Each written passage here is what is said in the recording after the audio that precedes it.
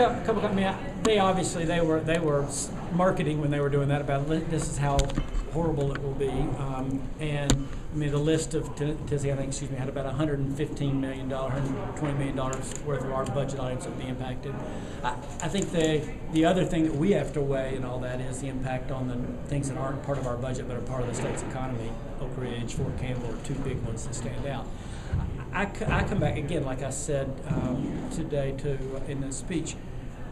I think we should spend less, but I think this is an incredibly blunt instrument to do that with, and I can't believe there's not a better approach. With the sequester and with the cuts that have been identified, I mean, are there any that make you really uncomfortable? I mean, you know, I would want before I don't know if I can give a comprehensive answer. I mean, the one that stood out to me, special ed stood out in terms of the funding that went there, but it's probably not fair to name one and not go through the list and say which ones bother me the most. But you have a question about the way that this is, as far as the way that the sequester cuts things. I do. I think that the main thing that, like I said, that I understand. I actually went by the Department of Energy to meet with the National Nuclear Security Association agency in NSA on Friday, and that's when they kind of walked through. Hey, here's how this works. It isn't just 8% across the board.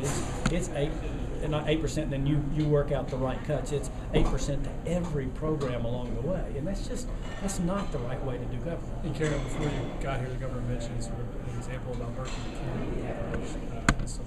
I mean, again, take a workforce development program or training program, that would be cut 8%, just like cleaning up mercury out of the water and land that they're in the middle of a process. And you're going to call the project off. The contractor who we've hired to do that, I guarantee you it'll cost them more to pull them off and send them back than it will to the money that you save there. So to me, it's just an example of this was supposed to be such a horrible way to do government that nobody would ever choose it. What do you think of President